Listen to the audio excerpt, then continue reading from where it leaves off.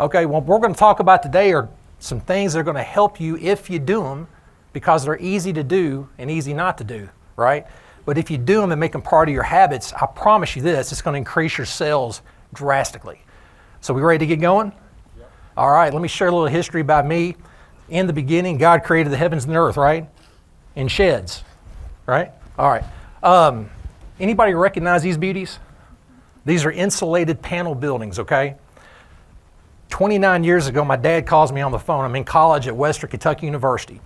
And we're talking, and he knew I was entrepreneurial, right? Because I always mowed yards growing up, washed cars. I'd go knock on your door. I was the guy in the neighborhood, the kid that knock on your door, and I'd take my mother's jewelry and go try to sell it to the neighbors, I was always trying to sell something. But anyway, got in the business.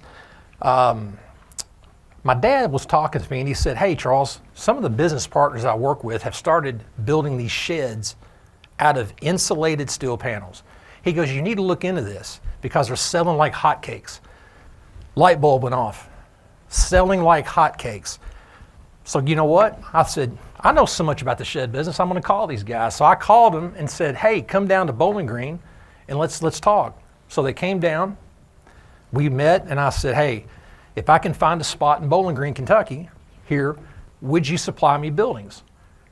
And they said yes, and I couldn't believe it. Who's going to turn that over to a college boy who doesn't know anything about anything, right? So I was very fortunate they said yes. So I went to work on looking for a sales location. And I picked out the best location in Bowling Green. And I started calling this guy that owned it. And he laughed at me when I told him what I was going to do. He said, what are you going to do again? I said, well, I'm going to sell sheds. And he kind of laughed. He said, you mean like those little sheds at Lowe's? Because back then, that's about the only place you bought them, And I said, yes, sir. And he said, I'll tell you what, son, you call me back in 2 weeks if you're serious. Okay? Well, he had no idea how serious I was. So I called him back. Okay? Can y'all say persistence? Say that word. You've got to be persistent and consistent. Okay? So I learned my lesson from the very beginning just by making that call and following up with him. Okay? It worked out. He said, yes, sir. He goes, somebody gave me a chance when I was younger. He goes, I'm going to give you a chance. And he said, I'll tell you what I'll do. I'll rent you that lot for $175 a month. And I'm going to give you electricity.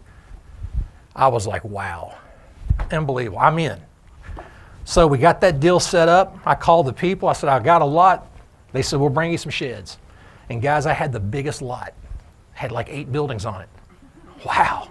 But back then, that was something, right? So these buildings start showing up on my lot. My office comes. I'm in the office, and all of a sudden I start getting all these people coming in. First of all, they've never really seen anything like that. That kind of sticks out like a sore thumb, right? But people come in, they started asking questions. Man. Whew.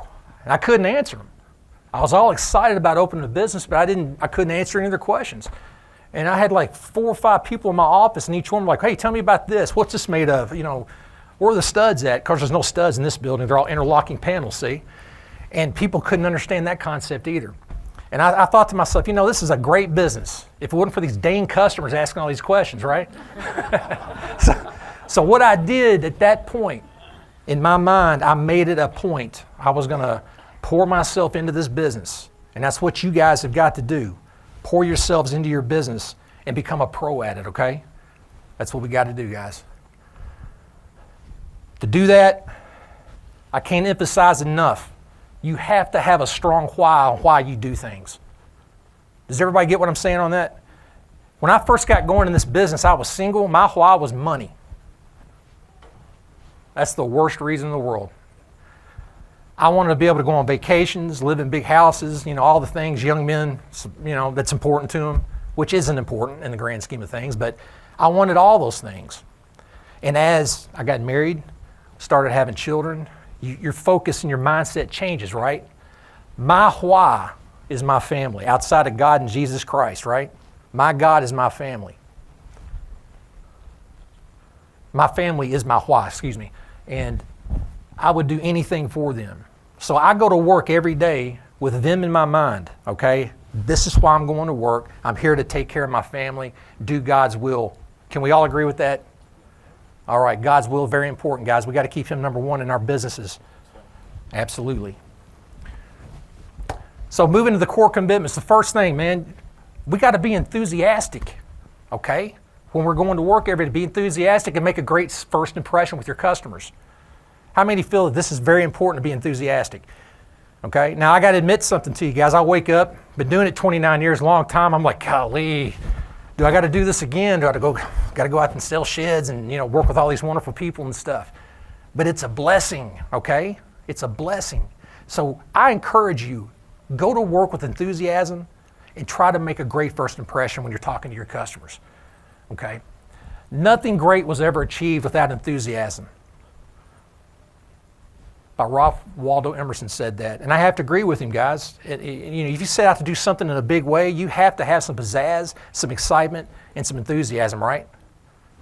I can promise you, if you don't have that, you're at a disadvantage. Strive to make a great first impression. Like when you're out there, meeting your customer, hey, I'm Charles Hutchins. I'm here to help you in any way. Look around. I walk off, leave them alone, ask them if they want water, actually, and you got to look sharp. Okay, I'm not saying you got to wear a jacket. I don't wear this every day. I just wear a nice shirt like these gentlemen right here, polo, stuff like that. But look sharp and presentable, guys. Be enthusiastic about your business. I visit lots. I walk in random lots and just see what's up. Hey, here's what I see. If there's anybody there to even wait on you, here's what I see. Hey, what's up, man? Here's a brochure. Yeah, nothing. It's like there's like nothing there, You have to be enthusiastic about your business. I don't mean go out there and jump up and down and, hey, this is the greatest day ever, But no, it's like, I've heard it referred to as bottled enthusiasm, okay? Hey, it's a beautiful day today. What kind of building are you looking for? Just stuff like that. Just be enthusiastic. Talk about your history. Let them know you've been in the business, how many years you've been doing it, and that you love what you do. Because people are buying you ultimately, right? They're not really buying the shed, they're going to buy you. And we're going to talk about that later, okay? And become an expert in the shed business. You got to appear to be an expert. So when they're asking general questions, like, hey, what are the studs on? 16-inch on center studs. What's the roof? Is it metal or shingle? What can I get? Be sure you can answer the basics, guys. That's another thing I talk to people. Tell me about this building. Well, it's a shed. There it is. I've been to, really lots that could be multi-million-dollar producing lots, but they got somebody there running it that's not engaged, okay? So become an expert in the shed business. According to Harvard, it takes 7 subsequent meetings to overcome a negative first impression. Man, that's awful. I don't have 7 times, do you? I don't. It's so important, guys, that when somebody comes on your location, that you meet them, you greet them, okay? And you make the best impression, be the nicest person that customer has ever ran into. Because I'm going to tell you something. If you're not, they're going to drive right down the street and go to them. A lot of times people will pick out who they like the best to do business with. And guess what else? The price really doesn't matter at that point. Okay, we're going to talk about that later. I know we've gotten, the last year I keep hearing rumors like everybody's discounting their buildings and it's a race to the bottom. We got to get better as an industry, okay? Doesn't need to be this way. We need to sell value in your products. And here's a question I want you to ponder. Would you treat your shed business different if it paid you $500,000 to $800,000 a year? Would you? Who would do that? Would you go to work with a smile on your face every day and work as hard as you could? Well, guess what? That's obtainable. I guarantee it's attainable. And the things we're going to talk about in here are going to help you get there. Number 2, core commitment. We just talked about this. Meet each customer with a smile. Okay? Who do you want to deal with out of these 2 people right here? I'd rather deal with that guy with the check mark, wouldn't you? Once again, I go to places to buy something or another lot, and they're like, walk up. They look like the world is on their shoulders, guys. They look like they're depressed. And they may be, I don't know, but you're not going to sell in a big way with a negative attitude. And people see it in your face. Yeah, they don't want to spend their money with somebody negative. Can we all agree with that? Good deal. And by the way, I want you all, I'm going to ask questions. I would love for you guys to participate because I'm going to learn too, okay? We're going to learn together in this and get better, okay? So find a way to compliment the customer. And you got to be genuine about it, guys. Like when they come in, a lot of times I'll compliment a car or a shirt, okay? Something like that. People love compliments that are genuine. And, you know, Mark Twain's got a quote. He says, I could live a year on a good compliment. Who here likes compliments? Hey, I love compliments. You know, they make you feel good, right? I wish my wife would compliment me some, but she won't. Yeah. And by the way, guys, who's got competition around them? Oh, like I've got like 100 lots around me right now, you know? I'm not worried about it though, and neither should you. But if the customer brings up the competition, guess what you need to do? Compliment them as well. Because I'm going to tell you something, guys. We're all in this thing together. We're all trying to get by. We're all trying to survive, right? So compliment them. I can't tell you how many times, well, not many, but I've had people come over and they'll say, well, I've been next door and I'm going to tell you, they don't have nice things to say about you. I'm like, really? I'm like, that's interesting because they're really good people. But now let me show you what I got, right? And that diffuses the whole situation because a lot of times your customers are going to want to start some crap to get you to start whittling that price down. Don't play that game, okay? It's hard not to. That's when you have to build value in what you're bringing to the table at that point, okay? Because all that does is that they think that they can keep going back and forth. That's exactly what they're going to do. And I tell people, I don't play the game. Here's what you're going to get with me. I tell them to Google my name and all the things, the tools I've got. Hey, go with people with a good reputation, right?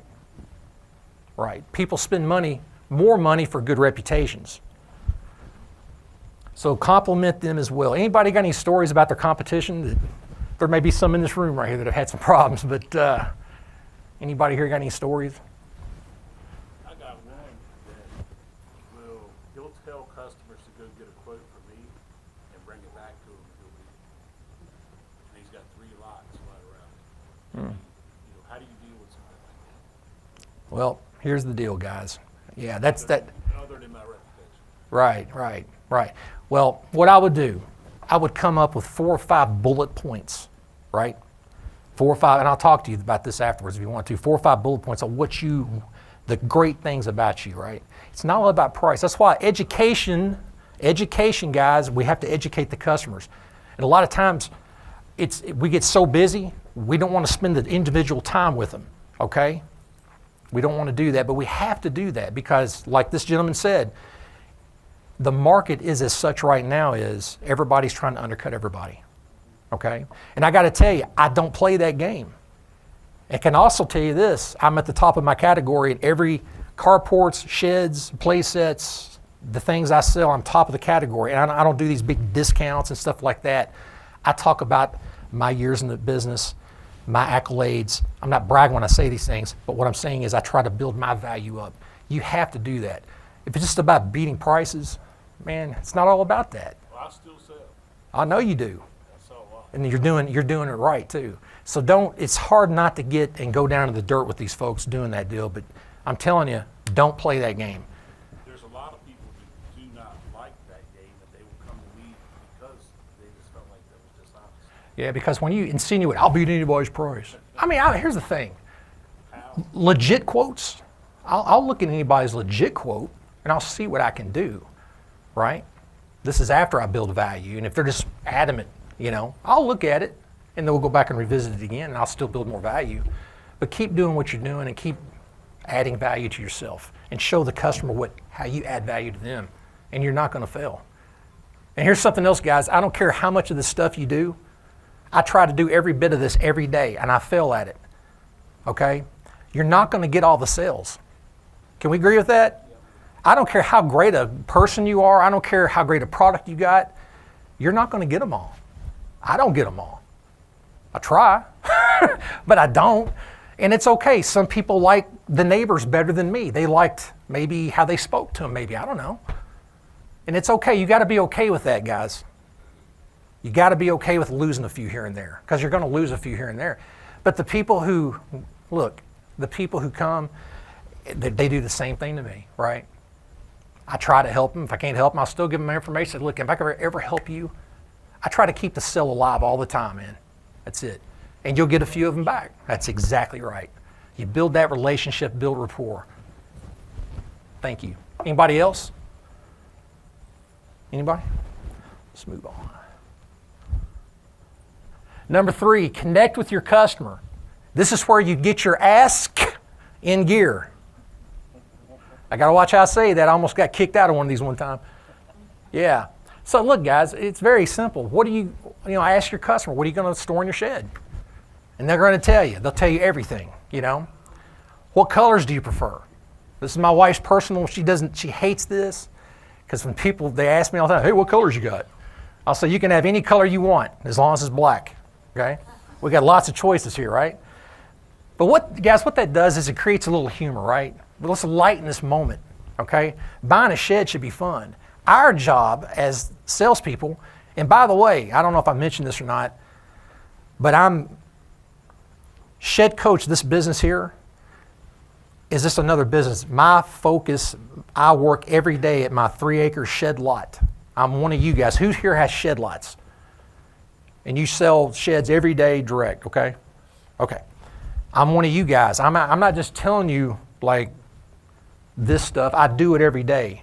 So I'm not somebody who's a motivational speaker who gets up here is going to feed you with a bunch of nonsense. Rah, rah, and you're going to head out and nothing. I'm going to share things with you. It's going to be really good for it. So remember, the customer is buying you. Stay interested in them, just like you talked about.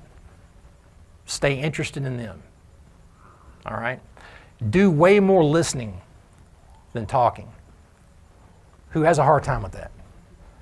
I used to want to word vomit people. Hey, let me show you this insulated. Guess what happens? One ear out the other. All right? Slow down. You got form, F-O-R-M. Ask about their family. How many kids do you have? This is how I start trying to develop some rapport, right?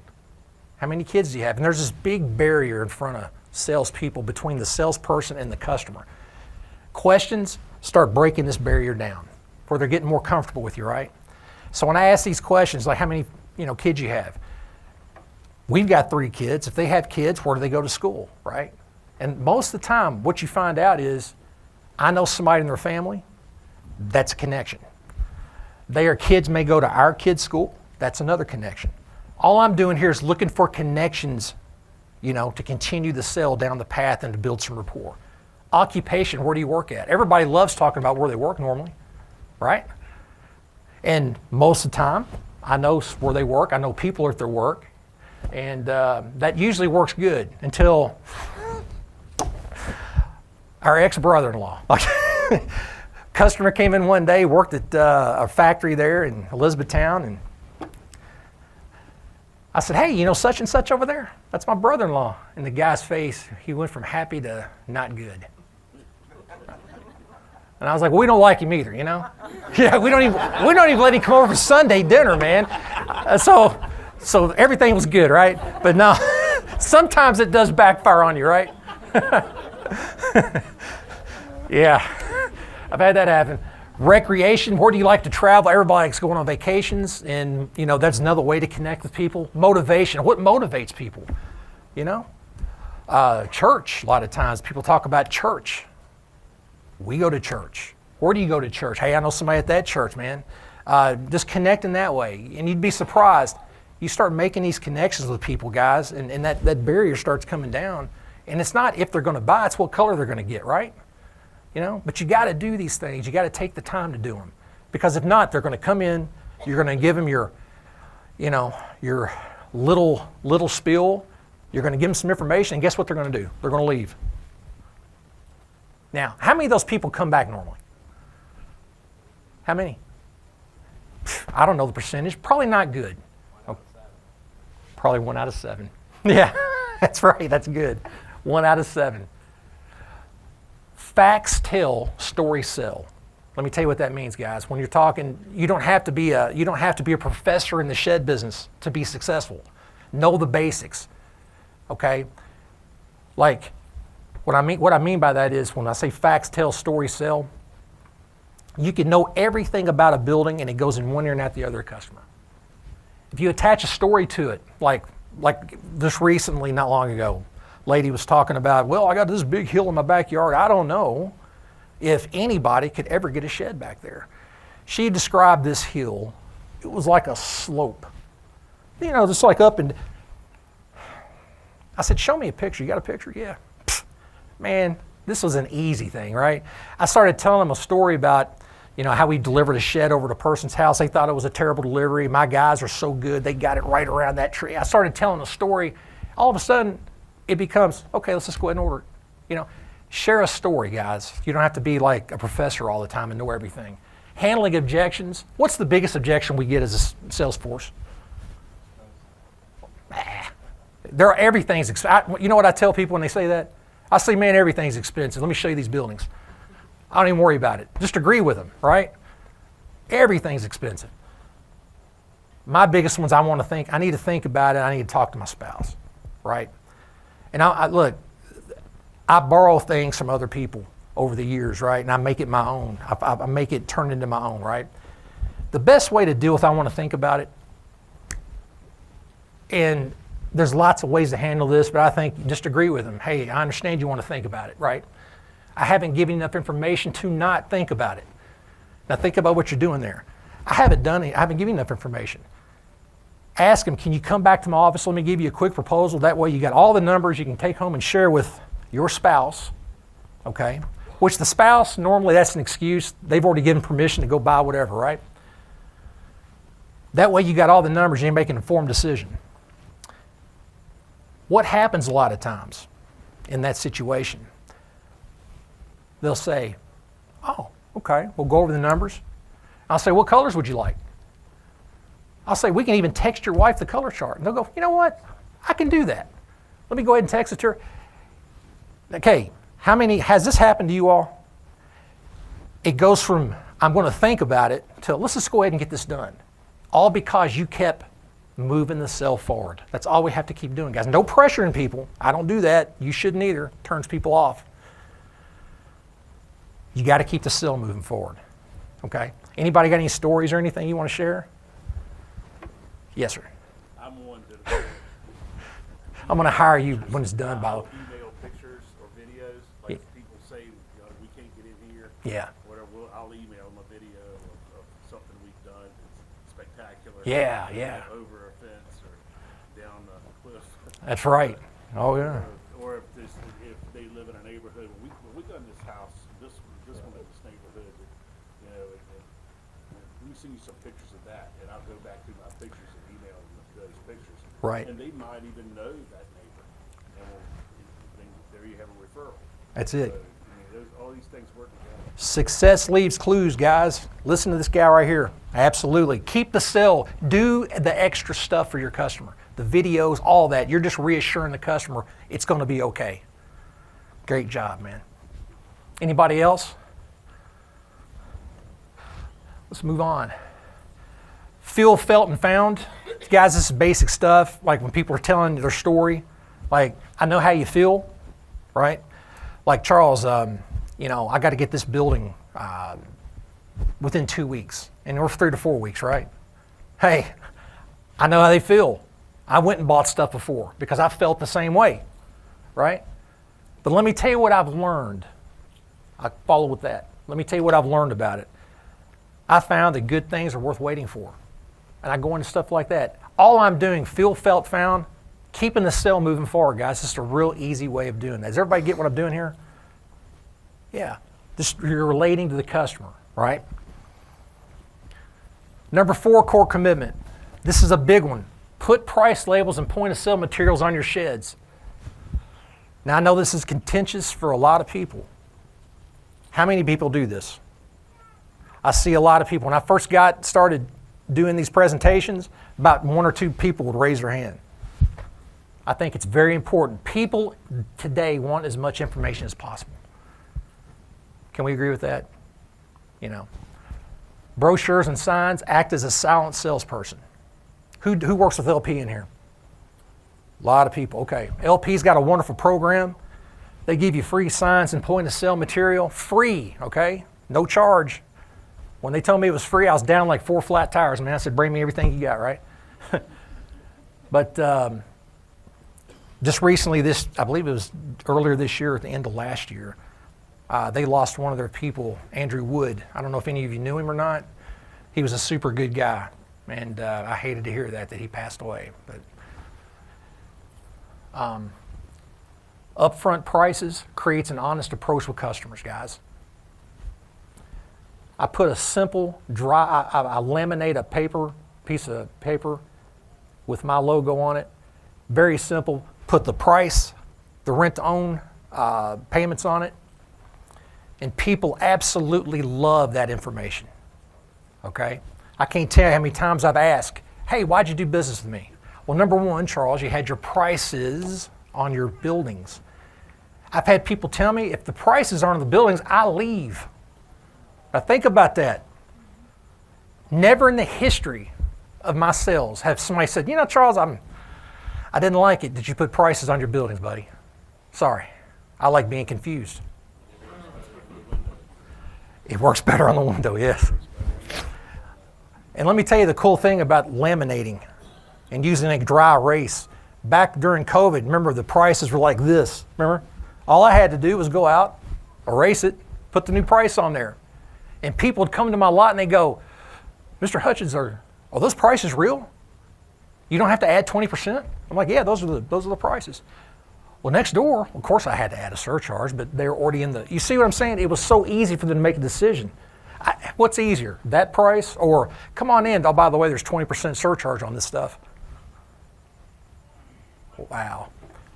So I highly recommend, guys, putting your prices on buildings. Anybody have any comments or any stories you'd like to share about that? Yes, sir.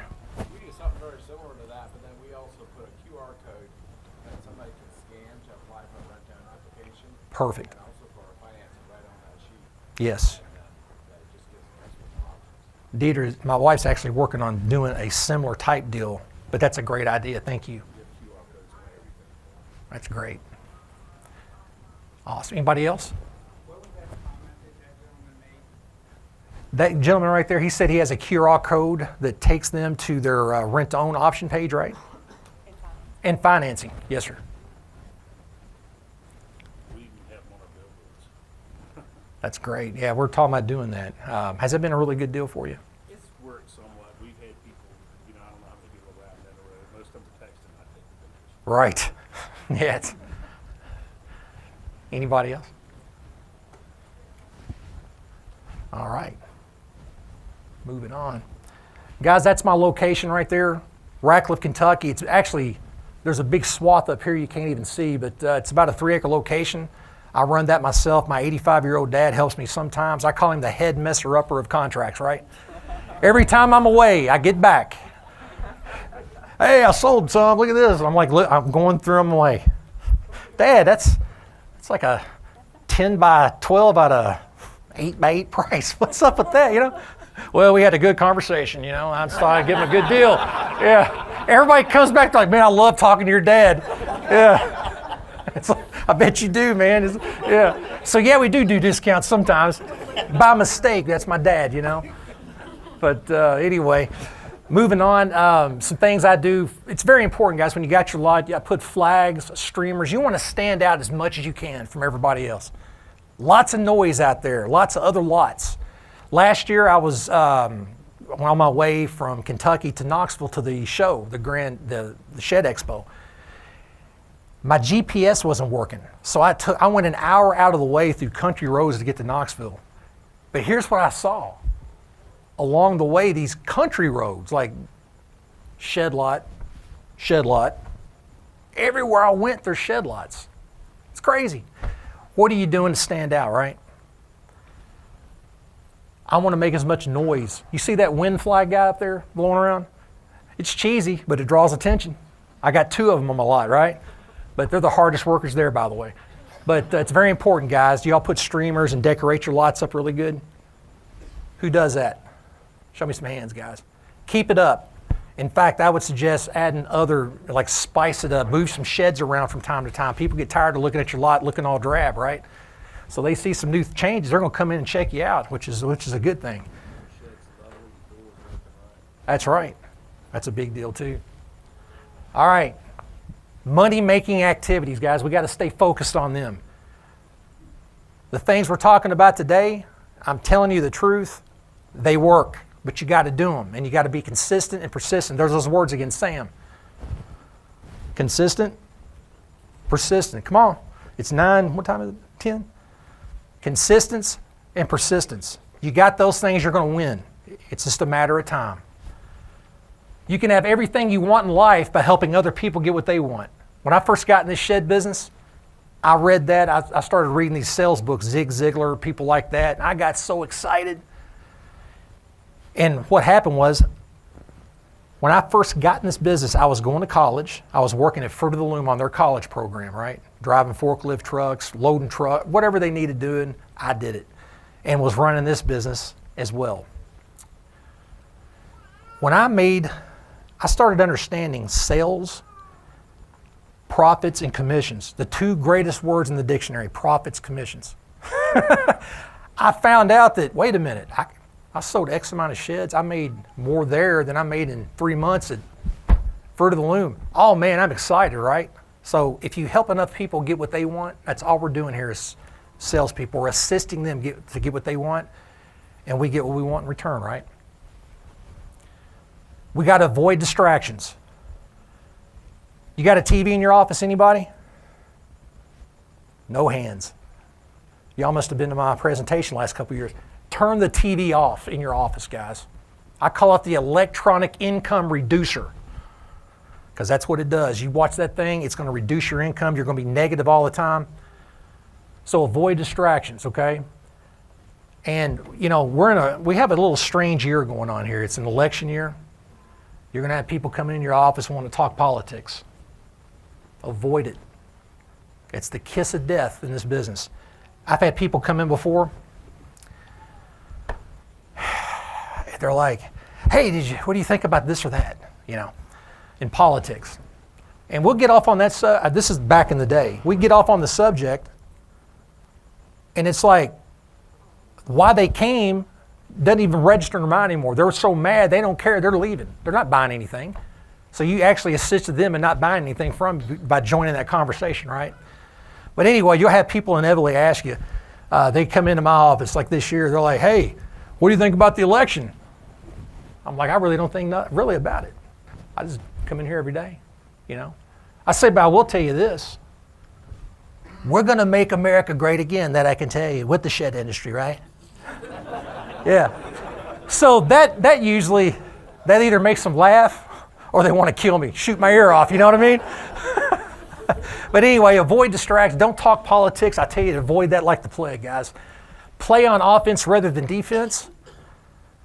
Have that mentality always, okay? Always have something new going on, a promotion. Like me, I have the Big Deal Shed. It's a loft at High Barn. I just call it the Big Deal. We sell lots and lots of them, and people have gotten in their minds around there. I got to go to Charles. I want the big deal, right? It's just something that I come up with to keep things exciting. Stay in a grand opening mindset always. Hey, which means always be doing new things. I like to do live radio remotes at my lot. Has anybody here done those? This guy right here. Man. Do those. Get people to come to your lot. They're pretty inexpensive down where I'm at. They're like $900, like $1,000, let's say. I have a food truck there. I'm just getting people to know what I'm doing. All right? They're coming in, they're winning prizes, they're doing things like that. It's getting my name out there. I try to do that at least once or twice a year. Free food, hey, no problem. What you're going to find is the people, all you're doing is planting seeds a lot of times, guys, right? People are knowing who you are. That gives you an opportunity when they really are out looking for customers to really build value in your business, okay? That way when they're really in the market for it, they're going to come back to you probably, okay? So stay on offense rather than defense and have a grand opening mindset always. And guys, it's this simple. Successful people do the things that others will not. I've heard stories, I'm walking around in here. 90% of the people I talk to, oh, it's been a hard year. Terrible. Other people are like, I've had a great year. I'm like, what's the difference? Right here. If you think the economy's bad, it is. You know, Henry Ford's got a great saying on this too. He says, whether you think you can or you can't, you're probably right. All right? I got to tell you, my year's been awesome. Thank you, Lord. But it's been awesome because I do these things. If I didn't do these, in fact, I've had to double down on some of these things, some of these categories.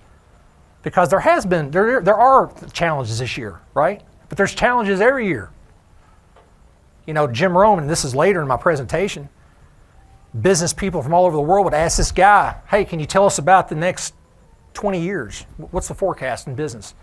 And he says, fellas, it's the same forecast as it was 1,000 years ago. It's opportunity mixed with difficulty. That's what every day is, right? So successful people do the things that others will not. Oh,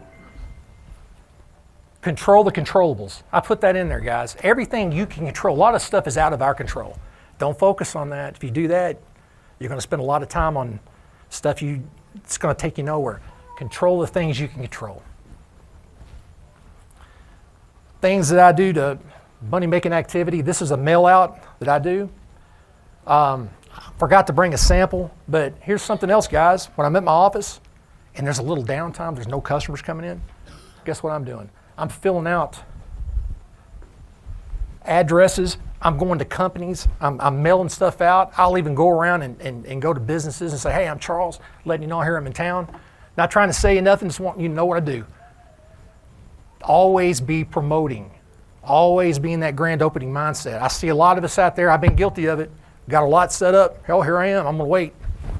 Where are my customers at? Well, where are they at? This business is terrible. It's terrible. How do those flyers do for you? Like, They've been very good. do you like mail out per area code, or send somebody out to put them on mailboxes, or? I've sent them out bulk.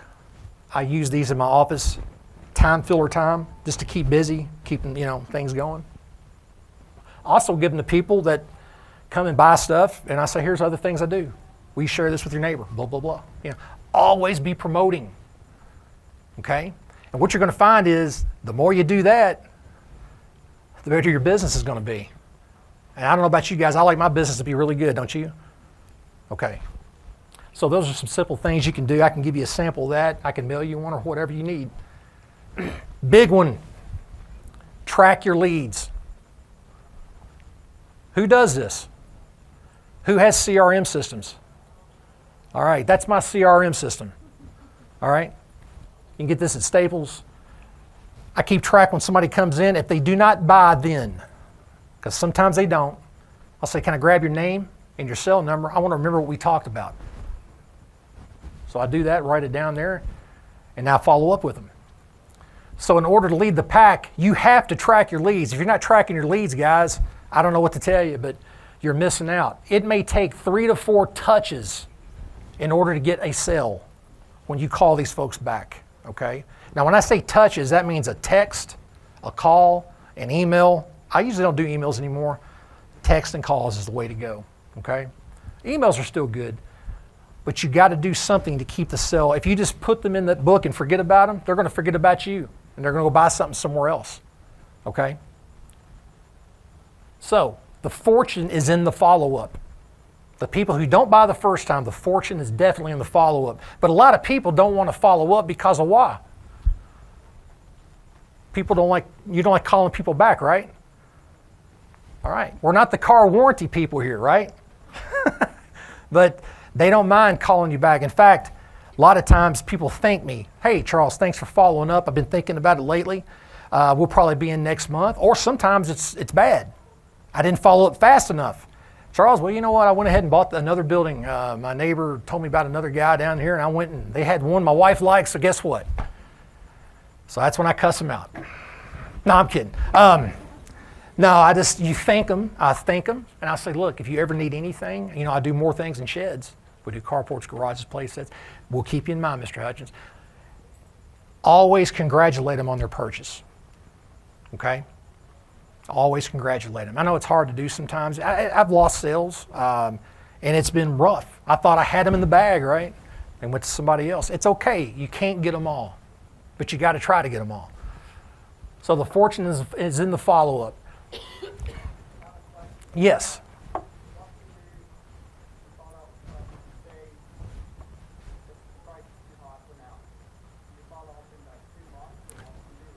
Well, I mean, the thing is this.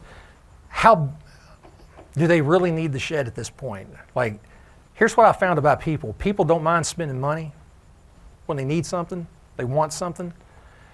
Prices are always high, okay? And I know I'm not giving the answer that's like it's like a 100% like success answer. What I'm saying is, price is too high. What are they comparing it to? Say, bring in some quotes and let's work on this together.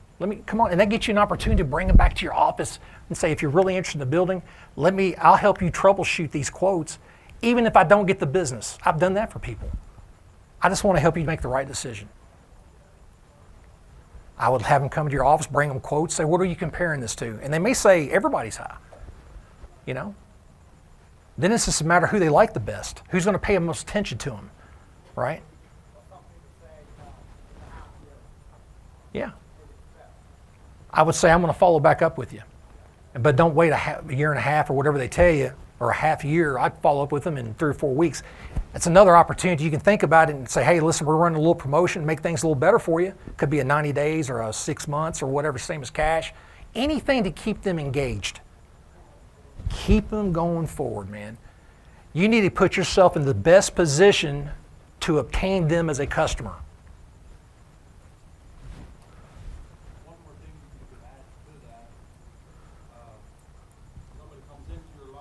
Yes, sir. Get their name, address, phone number, send in a card the next day. Thank you for coming, putting this card in, and then 2 or 3 days later, just give them a jingle, hey, how's it going?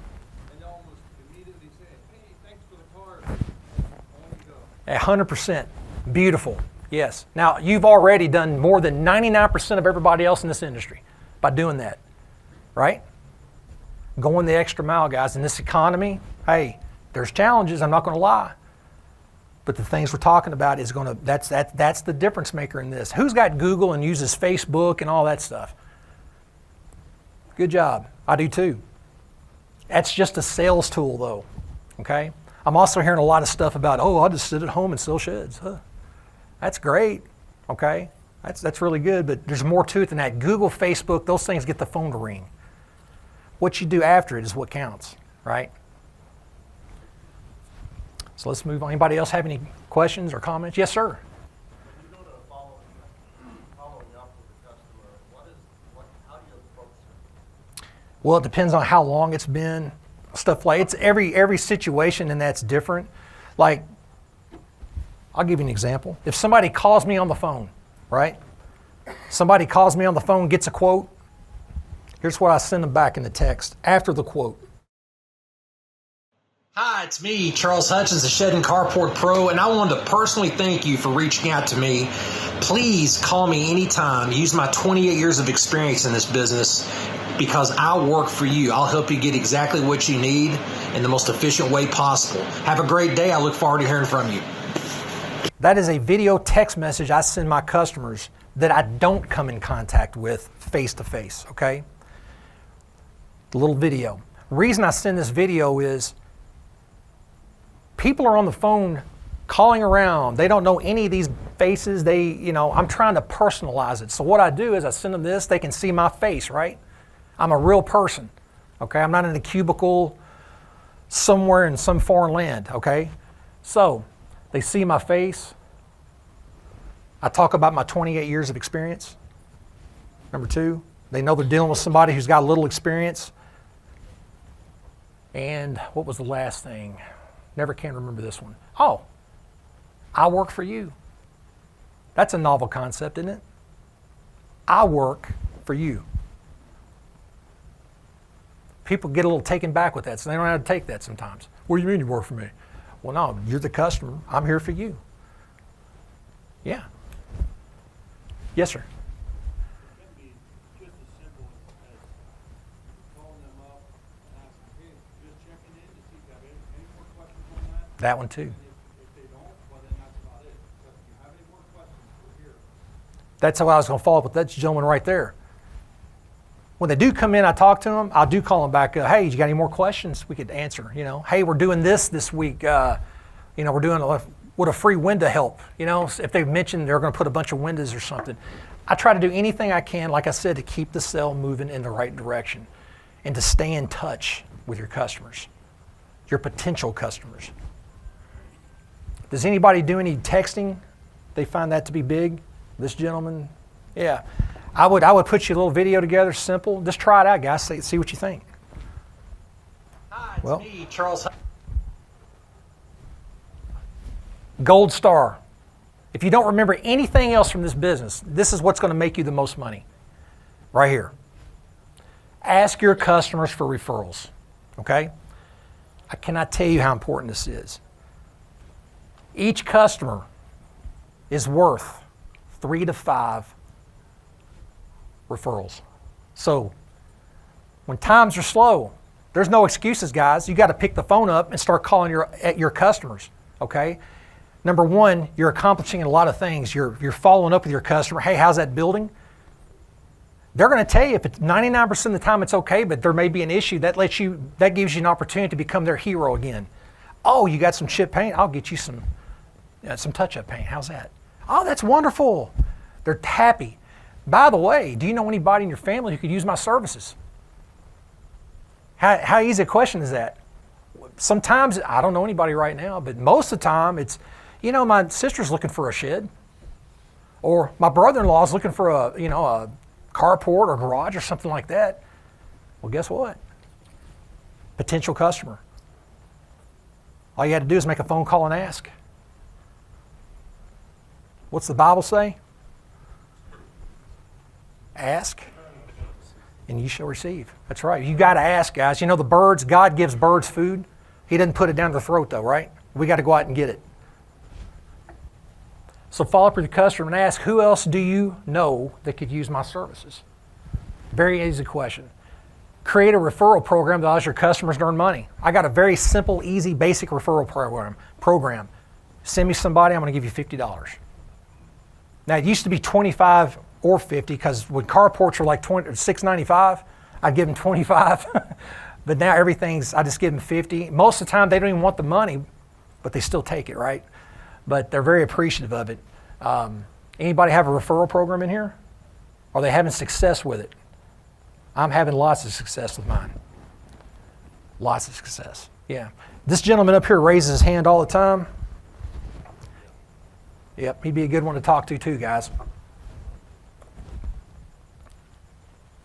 Send your customers a personal thank you card.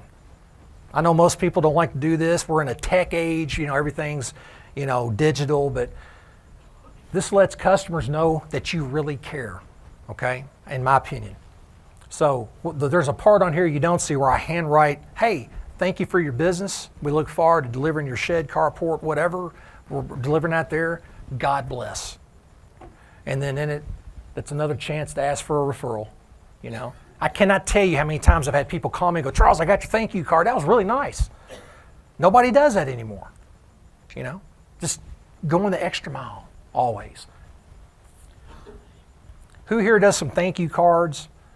Do you handwrite them, like a little note with them when you do it? Yes, sir? Huge. Did you hear that word he said? Everybody say huge. Huge. Yeah, huge difference. Referrals, thank you cards. Huge. Okay? Anybody else? Let's see what time it is here. Oh. Stand out from the competition. What are we doing, guys? For me, I try to be the most likable and accommodating person in the shed industry. That's how I try to stand out, by doing these things right here. the little extra things for the customers that a lot of folks don't take the time to do, but mean every bit of difference in the world, okay? So you got to ask yourself, once you leave here, what am I doing to stand out in the shed industry from all the other noise? If your lot, your location looks like the one next door and the one down the street and the one up the street, you know, that's not good. Can somebody here share an example how they're standing out?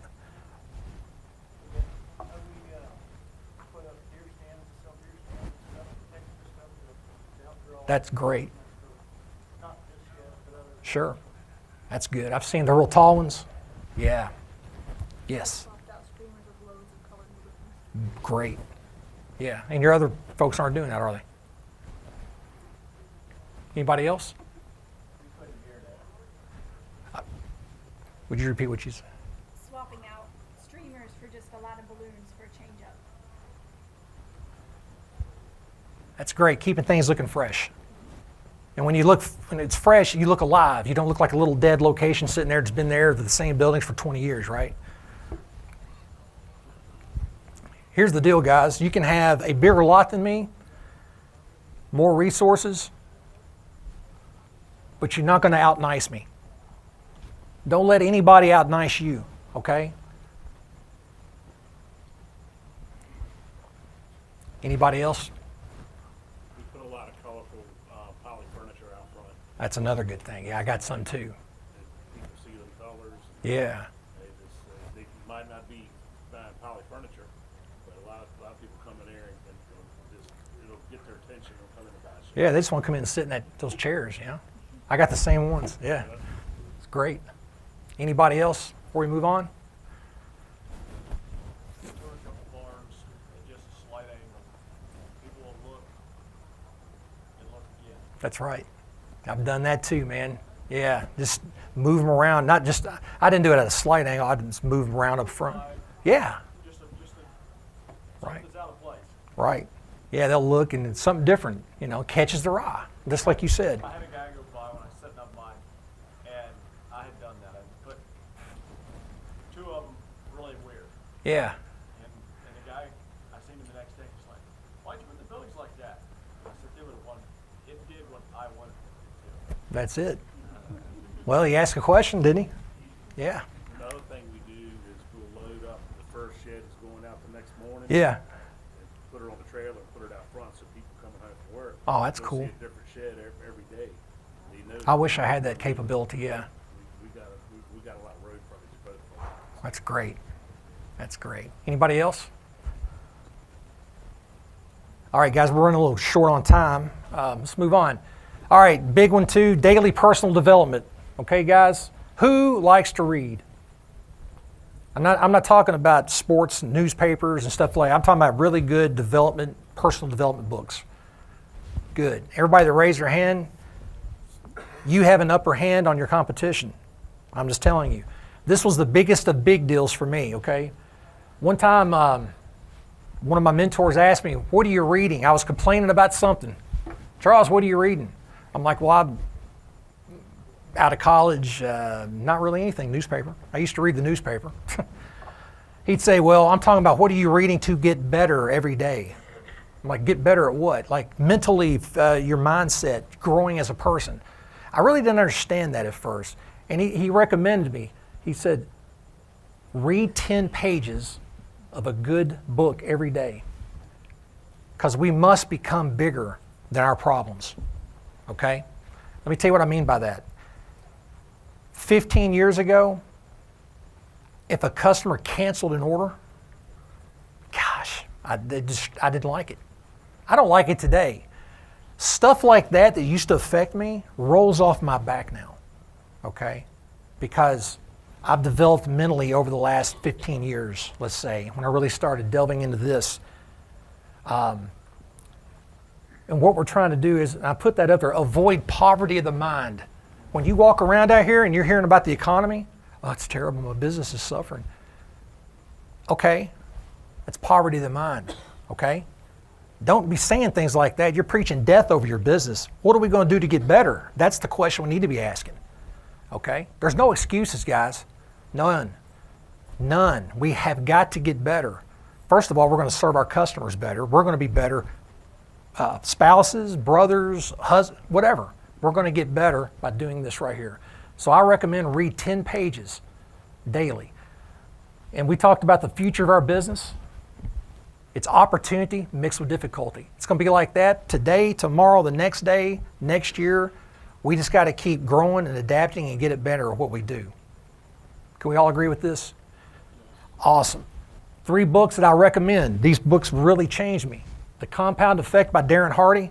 It talks about the little things daily you do that'll make you or break you, your habits. Okay?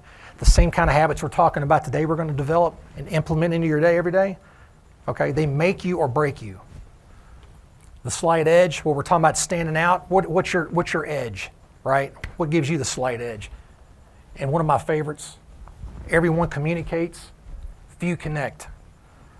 When I'm talking about building rapport with people, you need to connect with people. You're not just communicating, like telling stuff. We're going to connect.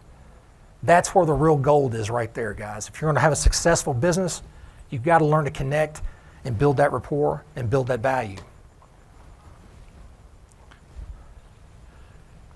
This is how you keep score. I use the weekly rhythm register.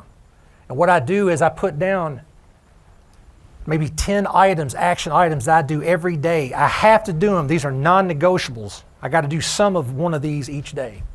Facebook posts, follow-ups. And what you see over here, my goal is 7 in that category on the top.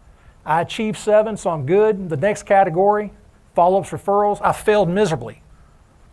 I did half of it for that week. So I'm -9 in that one. This allows me to keep score of the things I'm talking about in here. Okay? And it can allow you too. And if you all need to text me or whatever, I'll get you a copy of that. Okay? So you write down the things that really help drive your business every day. And I also put praying. I do push-ups every day to try to stay in shape. I'm 51. I got to do everything I can to, outwork these young guys here. So, but no, it helps you keep track and keep score. So when you think you're doing good, and at the end of the week, I'm not doing so good. I'm still the top in my categories, though. Not bragging. What I'm saying is like baseball. People who bat, what's that number? A good number in baseball? Yeah, they make a lot of money, don't they? Yes. Yeah, a lot of money. They're not hitting every ball out of the park either, right? But this will help you keep score. So I'm more than welcome to email, send it to you, whatever you guys need. It'll help you dramatically. Ducks versus Eagles, okay? Things about we're talking about today. What do ducks do? They quack, quack, complain, right? I've seen some ducks. Everything's terrible. They can't get anything done. It's everybody else's fault. You deal with anybody like that? Be quiet.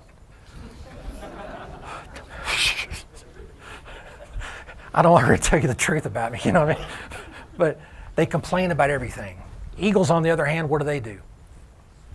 They soar. Where do they soar? They soar at the top, okay? They don't complain. They're a can-do species. They get things done, okay?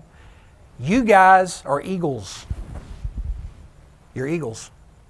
Because you're here and you're wanting to learn and get better, just like I am, okay? So thank you guys for coming. I wish you all most success in the world. If you need me for anything, you got my phone number. Take that down.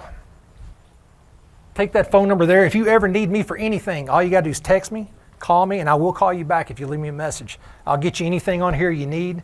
I'll talk to some of your salespeople, whatever they need. We'll pep them up, give them some good tools to, make some sales. Thank you all, and God bless.